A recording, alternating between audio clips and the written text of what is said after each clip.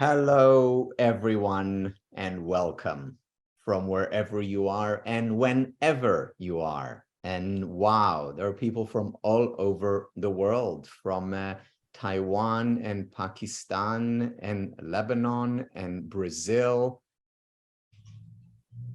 and Colombia and Mexico and the US and Poland and Israel and New Jersey. Next door neighbors. This is where I'm from. Zambia, Portugal, Italy, Croatia. Wow, more countries than the World Cup. It's wonderful to see you all here. I'd like to start on a personal note. I really can't tell you how meaningful this meeting is for me. For 20 years, it has been my objective, goal, desire, dream, fantasy to create a master's in the field of happiness. And my colleagues and I have been through quite literally an emotional roller coaster where we thought we had a partner to create a master's, and then it didn't happen. And then it almost happened again and then didn't. And then there were long dry spells where nothing was happening. And eventually we found what we know now is our ideal partner to create this master's degree in happiness studies, Centenary University. And we launched our first cohort on October 24th. We're launching our second cohort at the beginning of March. And so far, 2 months into the first cohort of a master's degree, and it has been nothing short of wonderful. For me, for the other faculty members, it's been a treat. We believe, based on what they say, for the students, it has been a wonderful experience as well. And we hope you'll join, again, from wherever you are. I see newcomers: Croatia, Mauritius, Italy. Wow. So thank you for being here. Here is what the next hour or so is going to look like. I'm going to start by just introducing the program, the outline of the program, and then very briefly, and then we'll open it up to your questions. And I'll be answering questions, and they can be questions about happiness in general. They don't need to be about the master's degree. There can be technical questions about the degree. We have our partners from Centenary here, the two amazing Don Homer and Lisa Plantemura, who helped make this happen. We also have my co-teaching faculty, the professors, with us here today, and hopefully you will get to meet them today, and if not so, then certainly during the program. So we have Phoebe and Enrique and Ashley and Arlene here ready to answer your questions too. But let me begin talking a little bit about the program and where it came from. You see, the idea for the program was born 20 years ago when I wanted to create a program in happiness. I didn't call it happiness studies then. It was more, it was closer to positive psychology, what I had in mind, but it became happiness studies specifically 6 years ago. And that happened on a long transatlantic flight when a question came to me. And the question was the following: how is it that there is a field of study for psychology, which is what I had been doing, philosophy, history, biology, medicine, law, education, geography, history, you name it, and yet there is no field of study for happiness? I asked myself. Yeah, there is a positive psychology, which is what I'd been doing for a couple of decades, but that's just the psychology of happiness. What about what philosophers had to say about happiness, like Lao Tzu and Aristotle? What about what a literature had to say about happiness, whether it's Marianne Evans or Shakespeare or Chinua Achebe? What about what economists and historians and neuroscientists had to, and religion and movies and poetry? There are so many people who have talked about happiness, have had such important insights into the good life. Why isn't there a field, or rather an interdisciplinary field, that brings together all these disciplines, all these ideas, all these insights? And I resolved on that flight, and after a few conversations with colleagues, we resolved to help create a field of happiness studies. And we started with a certificate program in happiness studies. And I see in our audience quite a few of you who have taken this certificate. And then we also created a master's degree, which, as I mentioned, we launched just 2 months ago.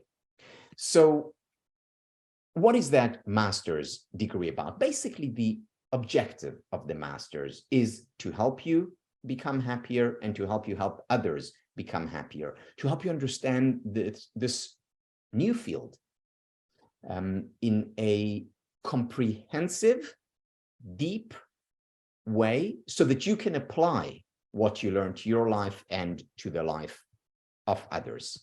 And here is what the program actually looks like. So the master's degree in happiness studies, as I mentioned, is a joint venture between Centenary University and the Happiness Studies Academy. It is 20 months long, and so it comprises 5 semesters, 20 months long, over 5 semesters, 30 credits. Each credit, for those of you interested, is equal to 75 hours. Total, all in all, over 1,000 hours of study, which include lectures that are that you can watch at your own leisure whenever you want during the week, because they're pre-recorded. There are also live webinars where we meet, probably on a Thursday, and these webinars are live, but they're also recorded. So if you can't watch it, if you're at work or asleep, because we have to cater to different time zones, then you can always watch it later. There's reading. There are papers that you will submit. There are groups, smaller groups, that you will be a part of. So it's a very diverse set of requirements and experiences that you will go through for these 30 credits. Now, the degree is 100% online, which means that you can take it from wherever or whenever you are. But there's something very important that I do want to say here. When we created the Happiness Studies Academy in general, we debated, for hours and hours, should this be a location where people come and hopefully come from the rest of the world and spend a week with us, or 20 months with us? Should it be a physical location, or should we have it online, or should it be hybrid? And of course, there are advantages to all of the above. The advantages, of course, of an in-person place is that there are some things that you can't substitute. You can't substitute a face-to-face interaction, playing in the same sandbox together. You can't substitute the warmth and the energy that comes when you're together in the same room. So we wanted that benefit, but at the same time, we knew that if we have it offline, in person, even if we have it hybrid, we will be limiting the number of people that we can reach. Because what if you're not living in the US or in New Jersey, if that is where we would have had it, and you're working, maybe you don't have time. Also, it makes it a lot more expensive to travel from one place to another. So there are disadvantages if you're doing it hybrid or completely offline. So we decided to do it online, but then we thought of a way of capturing the benefits of an offline program. And this is what we came to. And again, we've been experimenting with this, I think quite successfully for the past couple of, well, since the end of Corona. We've been experimenting with it, and here is what we do. So the program is online, just like the certificate program, 100% online. You don't need to leave your room. You can stay in your neighborhood country for the entire duration. However, we have offline in-person retreats. And these retreats meet in different places around the world. So, and the retreats can be a 3-hour or a 4-hour get-together, or they can be a 3-day encounter. So just recently, we had a retreat in Akumal in Mexico, where we didn't have the masters yet, but we had students from the certificate program come, and people came from North America and Latin America. And we enjoyed 3 amazing days together. In March, we have another retreat in Lake Como, Italy. And this one is offered just before the World Happiness Summit, WOHASU. So people who come for the retreat, actually almost all, stay for an extra 3 days, and then they get to experience leading speakers, presenters from all over the world. So we have these in-person retreats where we get to chat and talk and have conversations, and there are lectures, and there are parties and get together, and each one takes from it what he or she desires or misses with the online program. But to graduate from the master's or to graduate from the certificate program, you don't need to go to any of these retreats. These are bonuses. You want to go? Amazing. Then we have shorter ones, as I mentioned, and last year we had one in Madrid, in France, and the US, and soon we'll have, when Asia opens up, we'll have in Asia as well. And these are shorter retreats, again, get-togethers, and they very often create or begin a face-to-face interactions where you will see, and you'll create groups of people who live nearby where you'll meet beyond these retreats. And then you also have the offline benefits. So yes, it is a 100% online program. However, we didn't completely forgo the benefits of an offline program. Now, the program, and this is important, and this is why it took us so long to establish it. The program is accredited by the highest authority. This is Middle State, which is recognized by the United States Department of Education. And, it's easy to start a program, but to get the accreditation, that takes a long time. And this is why the partnership with Centenary University was so important, because we didn't want to compromise on the accreditation. So this is, it's the same accreditation that, Princeton University has, or the University of Pennsylvania, the top universities in the world that have this accreditation behind their name. A few more things about the Masters of Happiness, and specifically what I want to talk about are the courses. They're, as I mentioned, 5 semesters. The first semester, there is 1 course, which is Foundations of Happiness Studies. This is basically an outline, an introduction to the master's degree, where you do a lot of work. Whether it's, you learn about nutrition and meditation, and you actually design a program that will increase your happiness levels, and you learn how to learn. And of course, you learn about the platform. This is an 8-week, half a semester long introduction. You get to know your fellow students, the faculty. Next, and this is 2 courses in the following semester, which lasts for 15 weeks. Introduction to Happiness Studies, and that introduces you to our SPIRE model: spiritual, physical, intellectual, relational, and emotional well-being. It provides you with numerous interventions for yourself, for your family, your organization, your school, your coachees, your clients.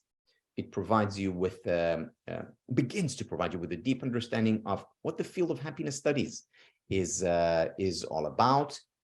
And then another course during that semester looks at leaders, and it looks at leaders from different domains, meaning it looks at leaders from the realm of economics, business, from education.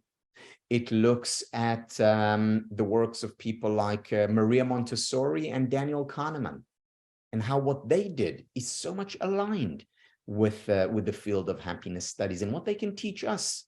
We look at historians, and we look at writers and activists, whether it's environmental activists, social activists, and how what they do brings more happiness to themselves and the world. So focusing on leaders as role models so that we can learn from them, maybe emulate them, and bring more happiness to our environment. The following semester includes a course called Facilitating Happiness. This is all about interventions. This is 100% practical. Yeah, you learn the theory, of course, you learn the research behind it, but it's all about how do you take this and apply it? Once again, where? At home, in your personal life, in the workplace, in a school, if you're a coach with your or a therapist with your clients. How do you apply it? What are some tools and techniques that you can use to increase levels of well-being? All of them, of course, evidence-based. Another course during that 3rd semester, Philosophy and Happiness. You see, philosophy was the mother of all disciplines. So it's just right that we introduce some of the most important philosophers throughout history. And you look at philosophers from ancient Greece, from ancient China, from modern Africa. You will look at philosophers who have explicitly talked about happiness or talked about how to overcome unhappiness. The following semester, again, don't tell anyone, but my favorite semester is Aspire Retreat. This is about looking at all the things that you learned under Facilitating Happiness, what you learned from philosophers, what you learned from the leaders, what you learned from generally the foundations and the introduction, and applying it to your life. You know, we're very big on making it personal. I'll quote just 2 of my role models. One of them is Mahatma Gandhi: be the change you want to see in the world. You want a happier world? Start with the self. The second one I wanted to quote is Carl Rogers. Carl Rogers, a North American psychologist, who said, what is most personal is most general. In other words, if we can apply things in our lives that trickles out, that has an effect on our environment, on others. So looking at how we can bring about change in our lives. And for the whole semester, this is 15 weeks. Every week, every day, in fact, of the week, you will go through exercises and practices, all focused on increasing your own happiness. Yes, you will reflect on it. You will think about it. You will, towards the end of the semester, think of how you can take what you learned about yourself and apply it to others. But you begin with the self and then expand outwards from that. And that this semester will help you, hopefully, significantly increase your levels of well-being. Again, for the purpose of, well, it's good in and of itself. We all want to be happier. And for the purpose of you becoming a better champion of happiness in the sense of promoting it elsewhere, becoming an expert, having tried all these things yourself so that you can better spread happiness outwards. Then the final semester will introduce you to how you can take this from coaching. Once again, everything that you learned before, everything that you learned on yourself, because you just coached yourself for a whole semester, essentially. And you will practice becoming a coach, and you will practice with others. And you will help each other grow, because you will be coached as well by your fellow students with different approaches to coaching, from solution-focused coaching to positive psychology coaching, to acceptance and commitment coaching, to the work that was introduced by Marshall Goldsmith and his approach to coaching. So we really get a insight into numerous approaches and experiment with them, which is another important theme throughout the course. Once again, Gandhi called his autobiography My Experiments with Truth. My Experiments with Truth. So you will have a lot of opportunity to experiment with different modules, approaches, so that you can find your voice. And finally, and this is also a wonderful course that I'm sure you will enjoy, is looking at happiness through the lens of literature and movies. And again, the great literary minds had so much to say, whether it's through their poems, whether it's through their short stories, whether it's the directors of movies who had a message to convey. And of course, we focus on the message of happiness and our SPIRE approach to well-being. So this is what the course, the 20-month long journey looks like. It's it focuses on the greatest minds and hearts, the greatest researchers and practitioners from history, and we have essentially taken them all from different disciplines, all focus on how can you become happier and how can you help others do the same. So this is it. This is an outline. I'm going to open it up now for your questions. So to ask a question, you just go down below to the where the bar is, and you and just click on the raise hand button, and we will call on you, and then either myself or Dawn or Lisa or one of the professors will respond to your questions. Before I open it up, just one more thing. Again, thank you very much for being here. This is very exciting for us at Centenary University at the Happiness Studies Academy, that you came to hear about this new program. And let's start with Jean-Pierre. If you can unmute yourself, please.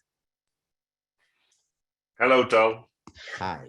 I have a question about, I've done this webinar before, but if you've already done the introduction and facilitation, you don't have to do it again. Does that mean that in semester 2 and 3, you only have one module to do? What do you mean if you have done, you mean if you did the certificate? Yes. In happiness studies? Okay, good question. So there are a few of you here who have done or are doing the certificate in happiness studies. And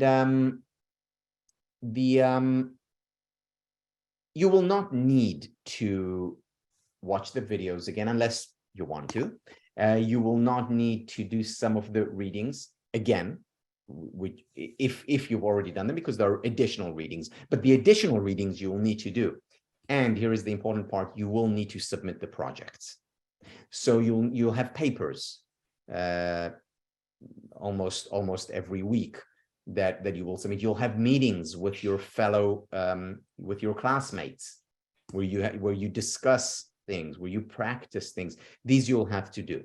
But what you've already done for the certificate, you will not have to do again. Moreover, and I think you already know that, but it is important to point out, those of you who have taken the certificate program and paid for it, that amount will be deducted from the amount that you will pay for the master's degree. In other words, you're not double billed for these courses, of course.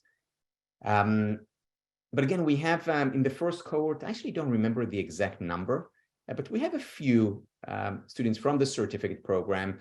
And what they're finding is, of course, that they're learning new things and getting a deeper insight into the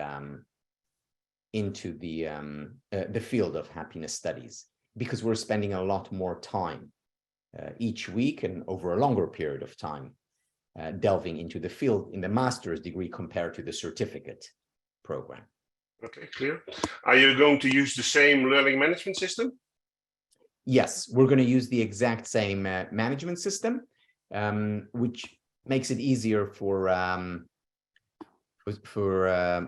students who took the certificate program, but even those who didn't, within a week or two, we hold your hand, certainly at the beginning, to help you better navigate the system, whether you've taken the certificate or not. Okay, last question for now. Are you going to do another one in October?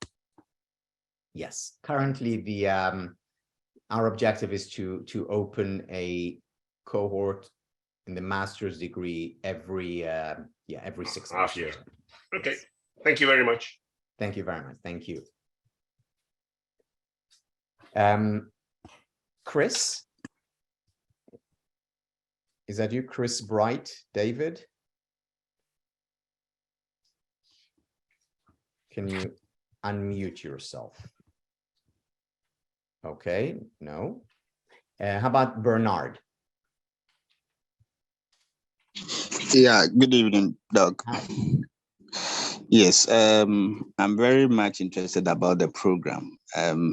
But for those of us in Africa, with the current economic crunch, the fees is much. I wanted to know if there is a scholarship offer for those of us in the developing countries like Ghana in West Africa.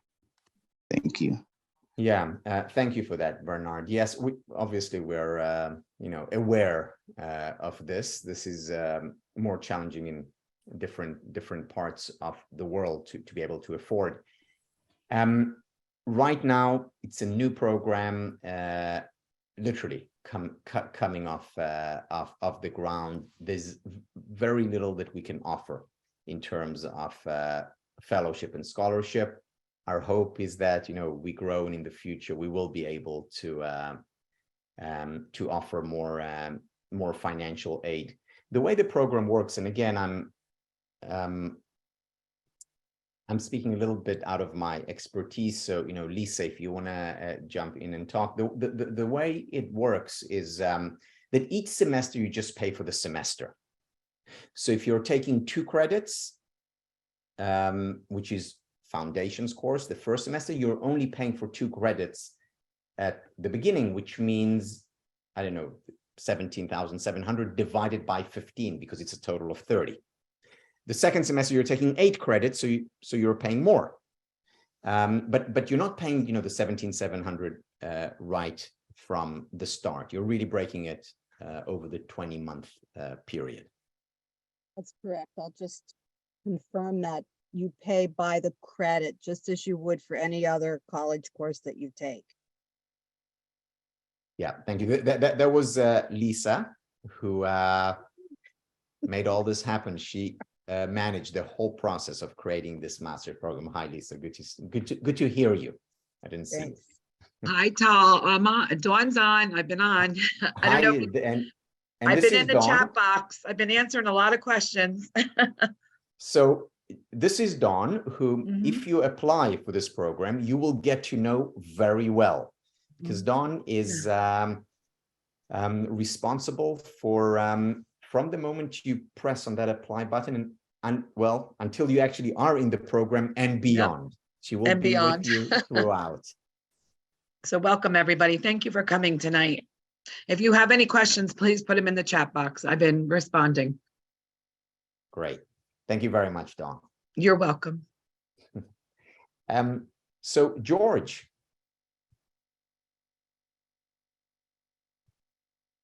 Hello, how are you? Hi, good to hear your voice. Oh, okay. I've actually put something in the chat, but I can read it through. Please. Yeah. For me, this could be the many reasons why I go for school. One could be enlightenment. The other one is broadening the chances of survival. Then again, monetizing my career.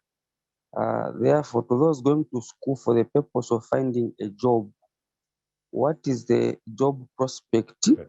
That's how is a job market for such a course. Then two, mention a few industries where one would work if they happen to pursue such a course. Thank you. That's a great question, George, and obviously one that we think about a lot and thought about a lot when we put this together. You know, when you're when you get a master's degree in happiness studies, so yeah, you become pretty much an expert, a master of this field, and you'll be able to increase levels of well-being. You will know quite a few evidence-based interventions that you can apply in different domains. Now, what are these different domains? For example, let's say you are in business, working for a company. You will be able to introduce evidence-based tools and techniques that will increase levels of well-being among the employees, whether you're a manager or the chief happiness officer, which more and more companies are bringing in, or whether you're a line employee, or whether you have a small team or are in charge of 200 people. You'll be able to introduce those interventions that will increase levels of happiness, which means that you will increase levels of creativity and innovation, that productivity, your own as well as those who benefit from those interventions, productivity will go up. Teamwork improves significantly. This is why more and more organizations are interested in bringing the science of happiness into their midst, whether it's by bringing a consultant, and again, you could be a consultant, or by training their own people to be able to introduce these tools and techniques. Moreover, you may choose to give workshops and lectures. You may choose to be a coach and work one-on-one with people. You can introduce the field of happiness studies in school. As part of the Happiness Studies Academy, we have a program for happier schools where teachers teach first of all, themselves. Again, change starts from the self and expands outwards, themselves, and then their students, how to increase levels of happiness. And in schools, what we find, and we have a fair amount of research on this, you increase levels of well-being among the students, grades go up. Not to mention the fact that they become happier, more resilient, less likely to experience depression and anxiety, physically healthier. So there are all these benefits to introducing evidence-based scientific interventions, whether we're talking schools, whether we're talking, so educator, a teacher, a principal, whether we're talking organizations, whether you're talking the chief happiness officer, whether you're talking manager, whether you're talking line employee, whether you're talking being a speaker, a consultant, a coach, it contributes a great deal to the therapeutic session, therapeutic interventions. So there are benefits to just about every single field that we can that you can think of. Additionally, and this is also important, George, I don't think we have a student who has not also thought about personal, not just professional, but personal benefits to this program. Again, maybe there are a couple who said, well, I'm just interested in applying this to the workplace. But we have, parents who are introducing it in their families. We have couples or a person who's introducing it in his or her relationship, because this is both a personal and a professional degree. because again, what is most personal is most general. What we can apply to ourselves, to our personal lives, we can then also, by extension, apply outwards. Thank you for that question, George. If any of the professors, the faculty members, if you want to interject, please feel free to. Enrique, please. Yeah, just a few words in regards to that. I come from a completely different background. I was a lawyer and I worked in major companies, and I did my transition to positive psychology, initially just interested on the personal growth that I would get through that. And at least in Brazil, the curve that we see now in the growth of the search for professionals in positive psychology and happiness is immense, and it grew a lot after the pandemic. So organizations, universities, schools are really bringing forth this work in organizations, in schools, because the science is proven how that is beneficial to everyone. So I can attest my change in career came very unexpected after just a personal growth thought, and it really grew very significantly, and you learn a lot by doing a master's degree in this area. Great. Thank you for sharing, Enrique. Karina. Hi, how are you? Good to see you. Likewise, thank you for everyone's time. So I am a prospective PsyD student. And so I have really 3 questions. My first question is, I know that this is a new program, but are you really seeing a lot of psychologists use this in the field? And furthermore, in the program itself, are you teaching also like psychosomatic techniques? Because I'm very interested in that. And unfortunately, a lot of the PsyD programs that I am applying to, they're very well versed in traditional psychology, but you know, they're lacking the psychosomatic intervention techniques. And thirdly, just to compare notes, how would you say this program is different from UPenn's MAP program? Good. Okay, so let me begin first things first. Very important to point out, when you graduate from this program, you're not a licensed therapist. So this is where if you do a PsyD or a counseling program, you will not get the same from the Masters in Happiness Studies. You're not a licensed therapist. Moreover, as I often tell students in, whether it's in the certificate program or in the master's program, the science of happiness or positive psychology, for that matter, is not a panacea, meaning it doesn't solve everything. If someone comes to me and says, look, I'm depressed and I sense that there is clinical depression there, then I will recommend them going to a therapist, not being treated by me or anyone else who's in the field of happiness studies. Having said that, what the research clearly shows, what numerous therapists have experimented with and shown, is that the science of well-being, again, positive psychology, happiness studies, is an extremely powerful complement, addition to the therapist's work. So if you're a therapist, you have your PsyD and you work, and then you use the techniques from positive psychology, from the science of happiness, it will help in a big way. But you're not a therapist when you graduate from this program. Yeah, you can become a coach, and a very good coach, because you'll get numerous tools, a lot of experience, but you're not a therapist. Big difference. Okay, now, building on the first answer to your second question, are there psychosomatic interventions? Absolutely, yes. One of the things that I talk about in number of lectures is how psychology is really, to a great extent, neglected everything that is neck down. That it really focuses on the cognitive, on thought processes, on the mind, which is important, of course. And yet we need not ignore the body, because mind and body are one. And we know, I'll give you just one, one of the studies that we talk about, which is quite literally mind-boggling. You know that most backaches, not all, but most backaches are a result of suppressed emotion. So you see the connection between mind and body. You suppress the emotion. You don't let it flow through you, whether it's anxiety or sadness or fear or envy.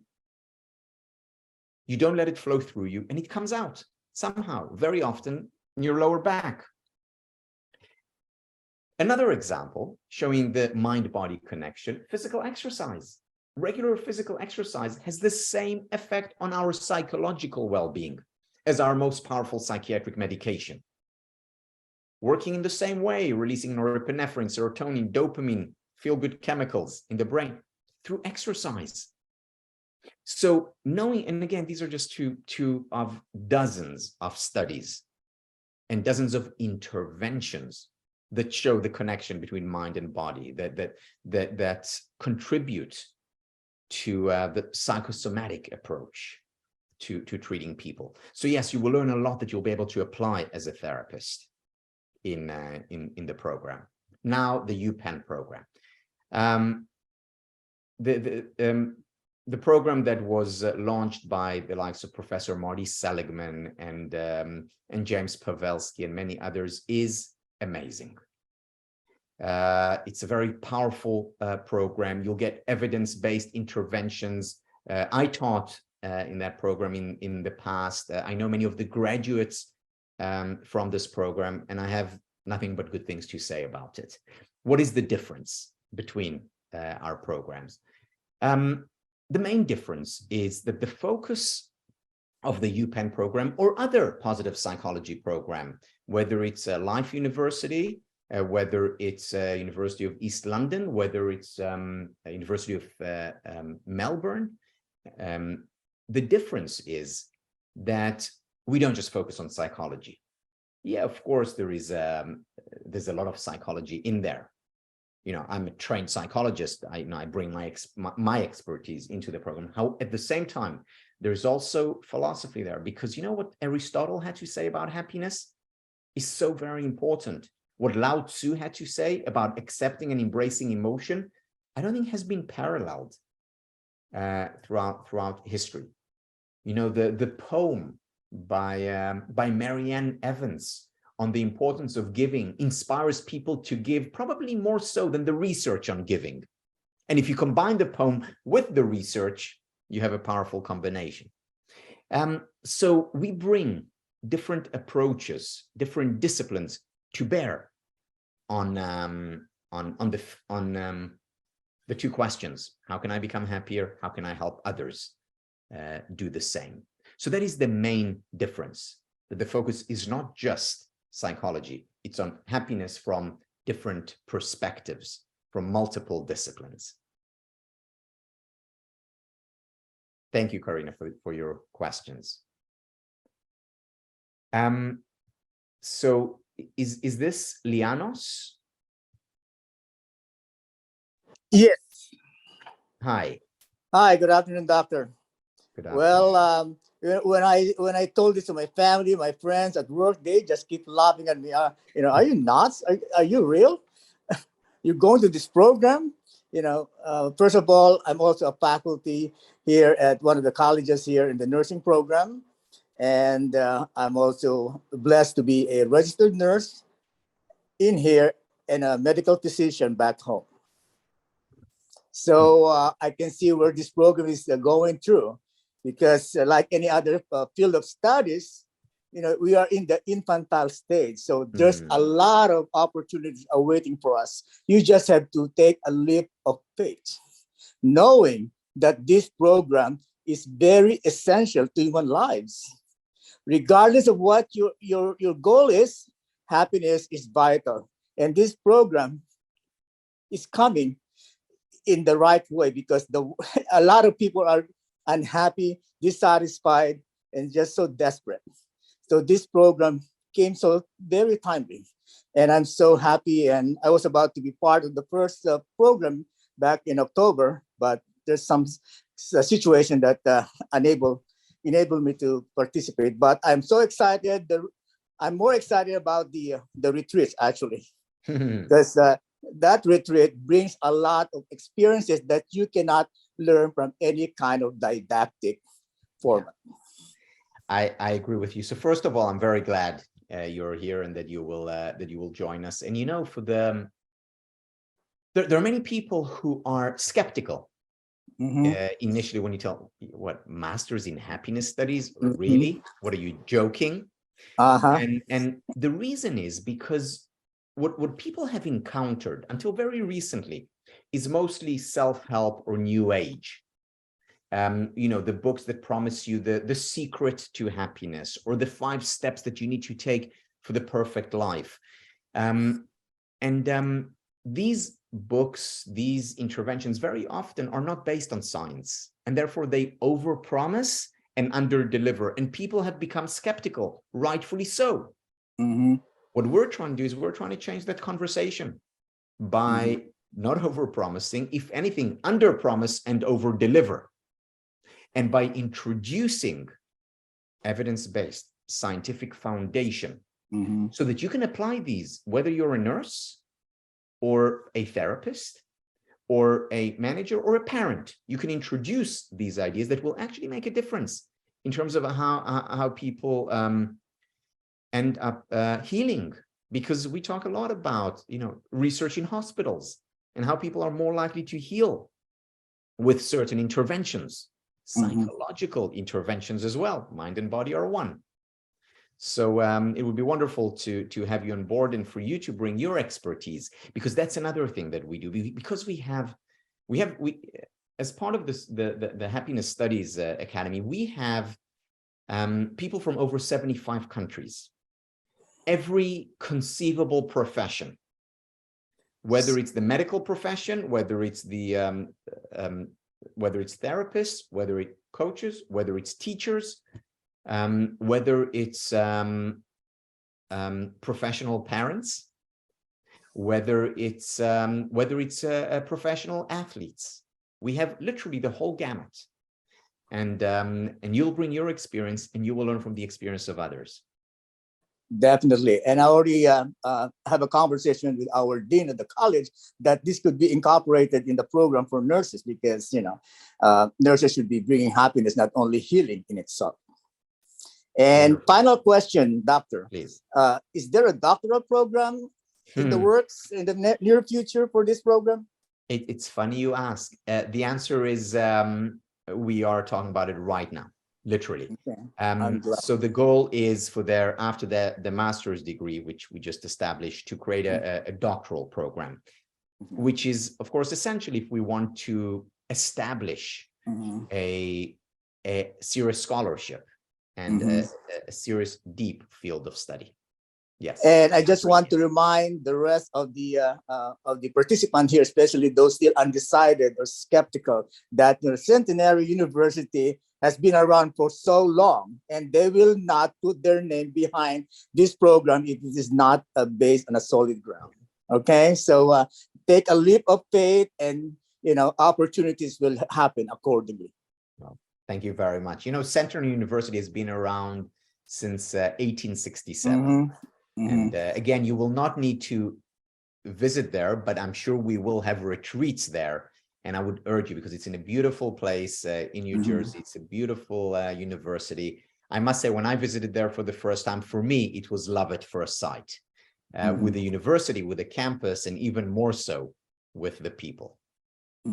Thank you so much, doctor. And thank you, Don, for being so patient with me. You are so welcome, and I can't wait for you to join. Take care. God bless. Are you starting in March? Oh, absolutely. You know that I was about to start in October, but I know. I was a bit late. You know, I know. Good. I look forward to it. I'll be in touch. Merry Christmas. Happy holidays. You too all. Thank you. Christian. Hi. Hi. I have a very simple question. You already talked about it, but I would like to know if there is anything else worth mentioning about the difference between the certificate and the AMA, for a better understanding of it. Yes, very good. So what is the difference between the certificate program and the MA? You see, Christian, in many ways, the MA is a higher level, or you can look at it as a deeper level of the certificate. The foundation is similar. We talk about the SPIRE model, which is spiritual well-being, physical well-being, intellectual well-being, relational well-being, and emotional well-being. So in that, it's similar, and yet we build on this foundation. So, for example, the certificate program does have the introduction course and the facilitating course. It doesn't have a coaching course. It doesn't have philosophy, leadership, and it doesn't have the SPIRE retreat course. However, if you do choose to participate in the certificate, you can always start and then either during or after go for the master's degree. Because remember, you will not have to pay twice. That will be deducted from your master's. And second, some of the things that you do for the certificate, you'll then be able to use towards the master's degree. Okay, thank you. Thank you. And Arlene, who's one of our professors from Mexico, would you like to say something? Yeah, I see there are some questions comparing this to the masters at UPenn. And I just wanted to add that I am really amazed by what I see in this program, because it really relates to fostering a personal journey, a personal process. So I think even though this program is extremely strong in terms of the intellectual realm, practice is the gateway. So, you as a student go through a personal journey and apply everything you learn to you first. And I think I have come to learn so much about UTAL in this program, because it is really about applying the science to yourself in order for you to do some research and to learn what works for you, and then to go out and share that with the world. And I think most programs, most graduate programs are usually very focused on the intellect and sometimes on tools that you might share with others, but they don't really evolve around your personal development. And I think that's a great gift that really, for me, is one of the most important distinctions that this program does. And we've seen that with the students. Honestly, I've been blown away by what they share in their assignments about how much they learn and how much they apply this to their own lives. Thank you, Tal. Thank you for this, Arlene. And of course, you're the right person to answer the question about the distinction between the masters at UPenn and this, because now you're teaching here, but you're a graduate of the UPenn program. So thank you very much for that. So Chris Bright David. Hello, Doc.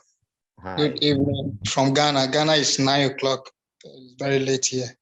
I was very excited when I saw the program on the Facebook. I saw the advert on Facebook. Some of these programs normally pop up on this social media. You tend to believe it or not. But from day one, when I saw it, I was just very convinced. And being a pastor, I just know that this is a good program. And I was very fascinated when I saw an MA in happiness. I was like, wow, is there a course like that? So I went to do some few research around it. I researched on you and what you do, where you teach and all that. And I realized, okay, this is genuine, and I was very much interested. So I had some few challenges with my network. It disconnected. Someone asked concerning scholarship. If maybe you can get a scholarship if you get on board. If not from the Centenary University, where else can you source for scholarship to assist? Yeah, so, Lisa, Dawn, or anyone else, if you would like to jump in, one thing that I do know is that we do have students who their program is paid for by their workplace. So I know that happens. Beyond that, as I said, I think we're still in our infancy. We're still trying to find our hands and feet. So we're not able to offer scholarships yet. I really hope that will change. That will change soon. And that's correct, Tal. Unfortunately, with all graduate programs, there are no scholarships, unfortunately. If you do reside in the United States, which I know you do not, one can apply for student loans, but again, it's only going to be loans. It's not grants at this level. And that's across the board with all graduate programs. I mean, any college or university you attend, there's no grants because the government says, we helped you for your undergrad, now you're going to do your grad. So unfortunately, there is no grants or scholarships at this level. And I enroll for 7 other degrees besides happiness. So unfortunately, there is no scholarships at this time. Like Tal said, maybe down the road, but not right now. This is brand new. We've only had our first start October 24th, and the next one's going to come in March. So maybe as we establish and we grow more, there might be that opportunity. But unfortunately, at this time, I have to say no. Yeah, thank you. Thank you. You're welcome. Thank you for the question, David. I do hope that it works out. Yes. Thank you. Tal, this is Phoebe. There's a quick question I think that you might speak to from Clemence Desjardins. It says, is it possible to have more details about evaluation and the final project versus a required thesis? Good. Yes, happy to talk. Thank you. Phoebe is also one of our amazing professors. Yes, so starting from the second semester, every semester there is a final project for one, not both, but one of the courses.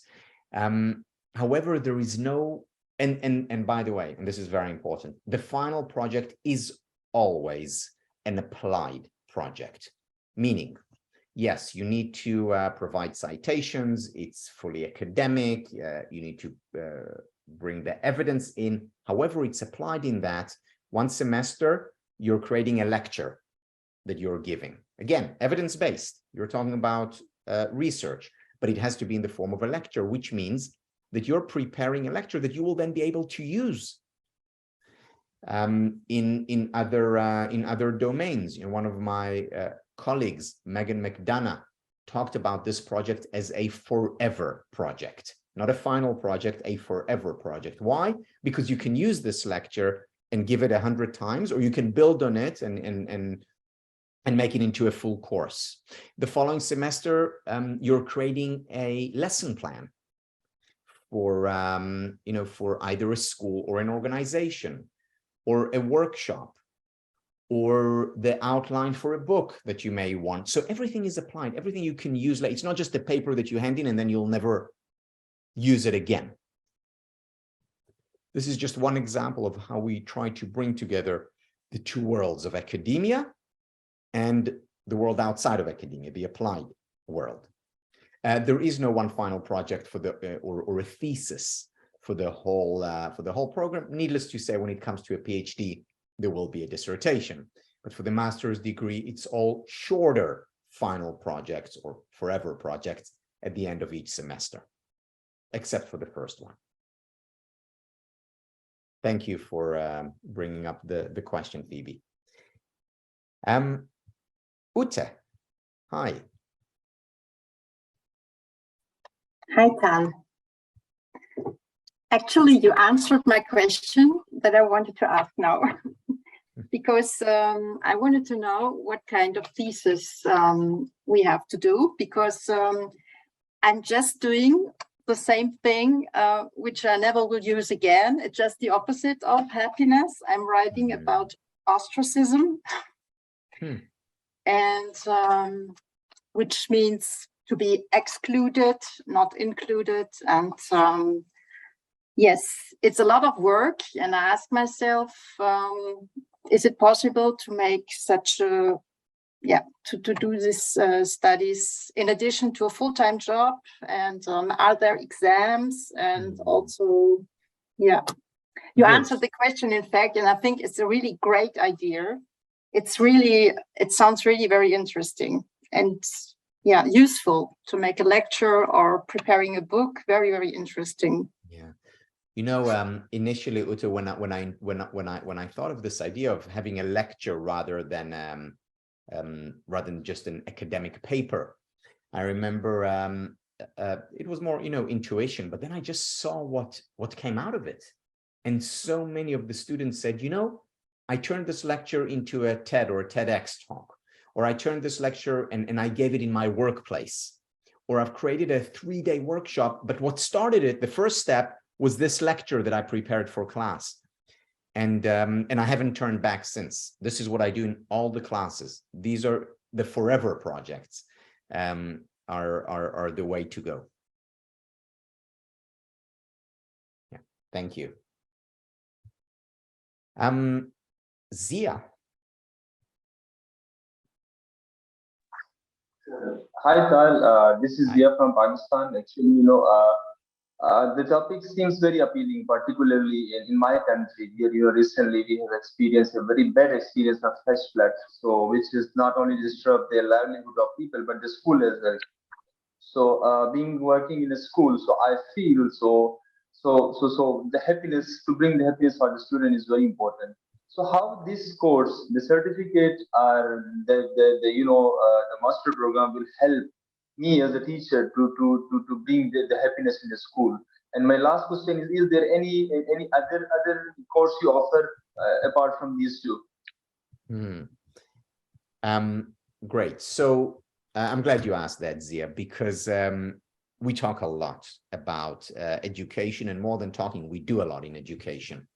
We spoke about Marty Seligman before, who's considered the founder of the field of positive psychology. When Professor Seligman speaks to parents or teachers, he very often begins with 2 questions. The first question that he asks is, tell me, what would you most like for your children? What are the things that are most important for you, for your children? And then he said, let's make a list. And on the board, he actually writes what the parents or teachers said. And they say, I want my child to be happy, or I want my child to have good relationships, or to be resilient, or to be healthy, or to find love, or whatever it is. And they make a list. And then he said, okay, list 1 over. Question number 2, what do your children learn in school? And then there is a second list, and they say they learn mathematics and writing and geography and history and biology. Now, there's usually no overlap, 0 overlap between the 2 lists. Now, it doesn't mean that list 2 is not important. Of course, it's important for children to learn mathematics and writing and geography and you name it. But why are schools almost entirely ignoring the first list? Especially today when we have a science of happiness. So yes, I could understand, 50 years ago that schools would be reluctant to introduce a class in happiness studies or positive psychology. But today, when we have science, when we have evidence, when we know how to increase children's levels of well-being, when we know how to make them more resilient, when we know how we can help them cultivate healthier relationships in school and in the future, when they're grown-ups, why are schools ignoring this? And this is very unfortunate. And Zia, I'm so glad you as a teacher is asking this question, is interested in bringing more happiness, because you know what? It's not just that there are all these benefits to their well-being. If you increase levels of happiness, you also become a better student, more creative, more productive. You become a better team player in your class. It contributes to the classroom environment and to learning in general. Now, You asked about other courses. Our foundation courses are the certificate and or the master's degree. And for our graduates, we have what we call a happier school program, where you can take these ideas and in a very concise and accessible way introduce them. You don't need to take the happier school program because you can create it by yourself. But to make it easier, if you want, you can also get material which has been pre-packaged. It just makes it easier, more accessible for you. But many of our graduates and our students are introducing these ideas in schools already while they're participating. So they don't even wait until they graduate.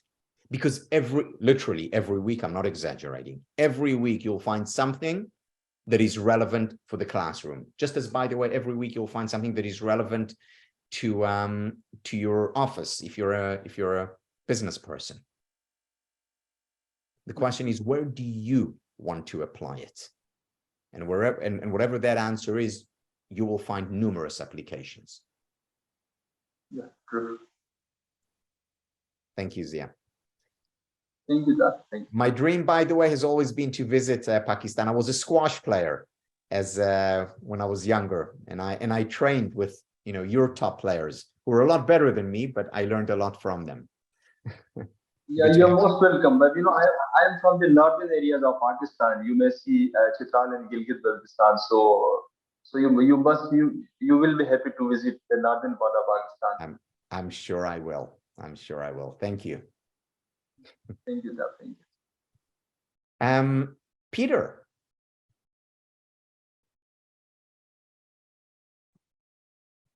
Hi, Tal. Can you hear me? Loud and clear. Perfect. Okay. Nice to hear introduction about this course. And like everyone else, I think we're all here because you're curious and interested in this kind of field. So it's nice to be here, and I have some questions to you. I hope that you can, a few of them actually, I hope you can answer them. So first of all, in Europe, you're not used to these high fees and everything of these, the programs you're having. So I just want to make sure, and I know it's very important in the US that, the school is having a good name and so on and so forth. So correct me if I'm wrong, but what I understand, you have been a lecturer, you have been a teacher in Harvard, right? In something called positive psychology, if I'm correct, right? So are you still working there, or how is connection with this program? And is this in some way still connected to the Harvard University, or what is the whole setup? Yeah. So the answer is no. This is not connected to Harvard University in any way. The material that I teach here, of course, I built on the course that I taught there. That goes without saying, but I taught that course in positive psychology, not happiness studies. I taught it more than 10 years ago. So much has happened since. So yes, there's a lot from that course in our introductory course. We then go way beyond it. But it's updated. We bring ideas from different disciplines as well, of course. But there is no official affiliation with Harvard University. And this university, is it called Centenary University? Correct, Centenary University. I had never heard about it. Just very 1-2 sentences. What is the foundation of Centenary University? What is their main kind of topics or studies? Yeah, so Centenary University is a small liberal arts university in New Jersey. It's been around for since 1867. You do the math, and their focus is the student. There are research universities that focus primarily on research, and of course they have students, but this university focuses on students. And that's why, from the minute you apply, you will feel that someone is looking after you, Dawn. And you will, and this is why I fell in love with that university. And this is why I wanted to make this the home, the first home of a happiness studies degree, because it very much walks the talk. It very much cares about the student, and very importantly, because, because of the world we live in, for good or bad, it doesn't matter. It's accredited by the highest accrediting body, which is very important. Again, this is something that we wouldn't, because we had quite a few requests for a happiness studies degree from universities who were accredited, but by the second tier accrediting body, and this is something that we would not, and I'm very happy that we wouldn't compromise on. Right. Okay, I got it. Thank you. So other questions about different levels you're having. So you have the certificate, you have this Master of Arts. So I'm just thinking for a person from my end, I already have a Master of Science in industrial management. And, I'm leading big groups, and I'm leading big organizations. And for me, this is like vital, negotiations to incorporate other values than just that things should be efficient, and things should be like progress the whole time. Because if we develop things in society, the basic foundation is ourselves, kind of, right? So it's very important that we are having and feeling like a good well-being before we can do actually something else. But I'm just thinking that for me it would be very interesting.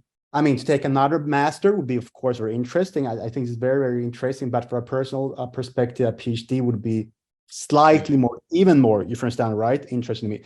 I'm just asking, like, I know you're thinking about it. You already told us this, but what are criteria? Would you say that, because it's a new topic, right?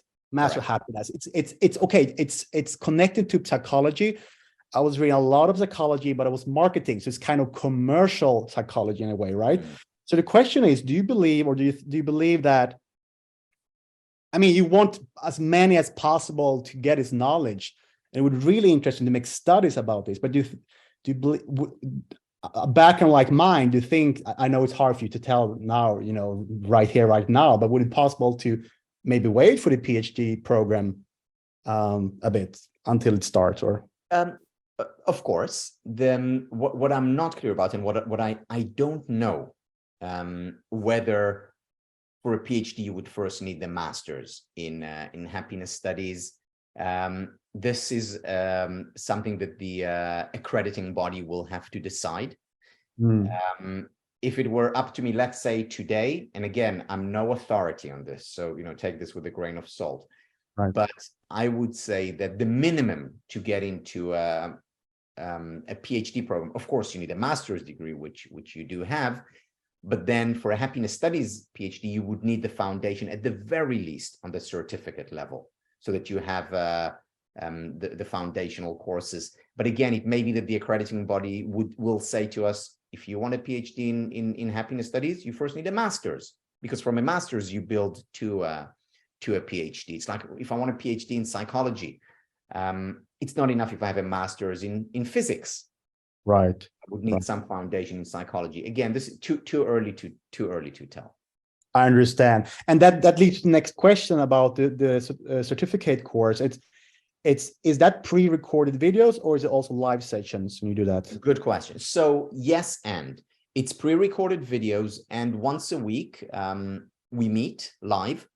Those who can't meet live, then they can watch the video, and generally it's, with a certificate program, it's asking questions about applying the material. It's asking questions about one's personal life or professional life. How do I create a workshop for my company? Or I've encountered this challenge with a coachee as a coach, or my child.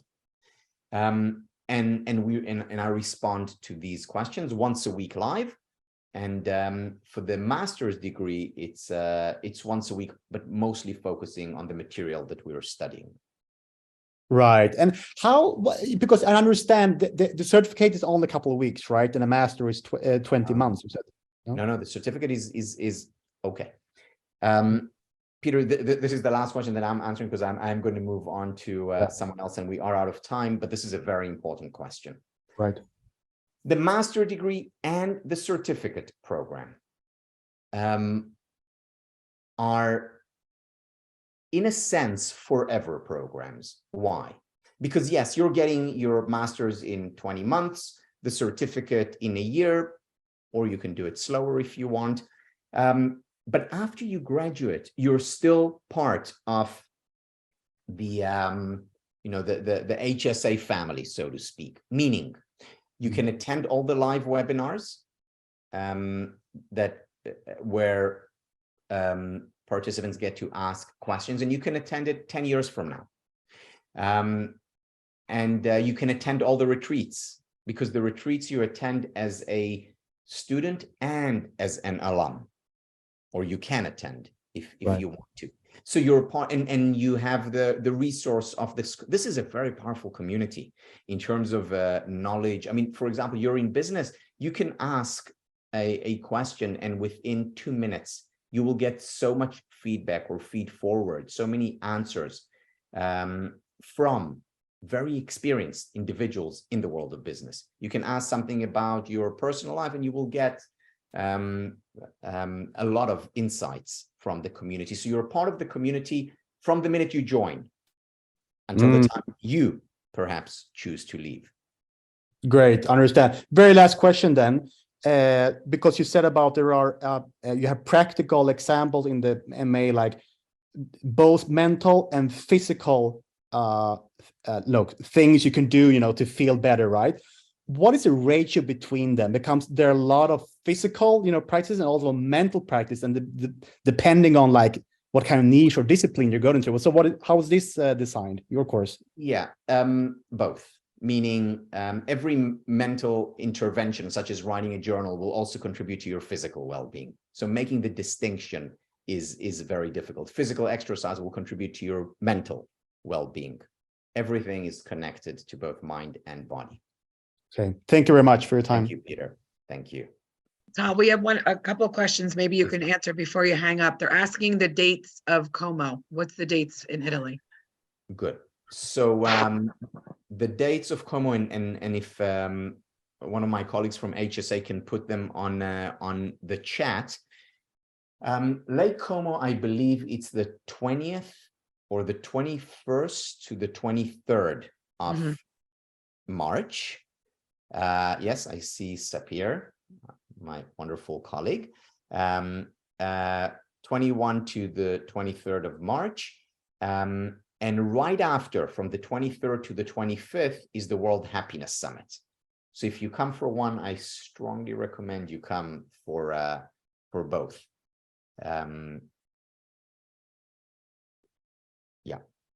So and then just by the way, in July 20th, I think also 20th to 23rd, there is IPA, which is the International Positive Psychology Association conference. And just before that, this will be in Vancouver, Canada. Just before that, we will have another retreat, not quite for 3 days, a shorter retreat, but we will have a retreat and a get-together for all of our students who would like to. And in between, we'll have shorter meetings in different places around the world. We have one in New Jersey in January, and again, all over the world.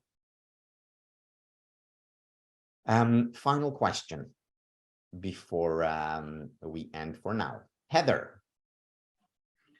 Hello. Yeah, I was working on the coaching certificate for the Whole Being Institute, right. And I was wondering if that's still going on. I see that you and some of those people running that, you were part of that, and is there overlap? Is there possible transfer of credits from some of that if you've gotten the coaching certification, things like that? But I'm definitely looking toward this more official degree. Yeah. So yeah, it's a good question. And again, I'm giving a similar answer to the one I gave earlier about Harvard. I was very much involved with the Whole Being Institute. So some of the material that you will cover there, you will find in the Happiness Studies Academy, and a lot more, because the Whole Being Institute primarily focuses on psychology, and there is a lot more focus on different disciplines within the Happiness Studies Academy. As for transfer of credit, unfortunately, we cannot, because it's not the same course. With the Happiness Studies Academy, we know it's the same course, similar videos. So, you know, a small part of the master's degree basically builds, it comes from the certificate program. We unfortunately cannot say the same thing about the whole Being Institute material. The courses are different, even though there are some overlaps, of course. Wonderful. Thank you. Looking forward to it. Thank you. Several people are asking if they can have the recording sent to them of this meeting. I don't know how to answer that. Absolutely, yes. You will get the recording of this session, and I hope that you will join us. I hope that you will join our master's degree or certificate program, and if not, join our podcasts and webinars that we have, where we bring top scholars and practitioners who are making a real difference in our world. Now, before I end, do any of the faculty members or Dawn or Lisa, would you like to add anything? I think I'm good. I've been answering a lot of questions, and Lisa had to leave. She sidebarred me. She had to leave about 4:30ish. Okay. But if anybody has any questions for me right now, I'd be happy to help. Perfect. Yeah, there has been a question about the retreats. The retreats are only open to students that are currently enrolled, as well as graduates. So it's not for prospective students currently. Is that correct? But once you sign up, you would start getting information. Exactly right. Thank you, Ashley. Ashley is the 4th faculty member, so now you met them all. And yes, so if you sign up, so for example, if you sign up for the March cohort, obviously you can already join the Lake Como retreat. But you're right, it's just for the students and of course for the graduates, for alums, whether you graduated a month ago or 10 years prior.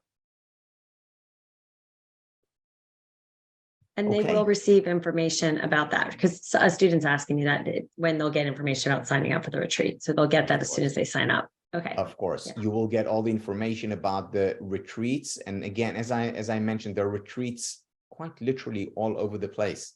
So the last one, I think, was in Madrid. The one before it was, as I mentioned, in Mexico. The one before that was in France. And we'll have multiple retreats each year, because they're very important for us. As I mentioned, they're very important because for us that captures the missing element when you have a 100% online program. Okay, I'm going to bid you farewell. Thank you very much for joining, and we so much hope to see you as part of one of our journeys, whether it's the all-inclusive master's degree, whether it's the certificate program, or whether it's visiting us once in a while for our podcasts and live webinars. And in the meantime, take good care of yourself and others. Bye-bye. Thank you. Thank you. Thank you. Bye-bye. Thank you. Bye-bye.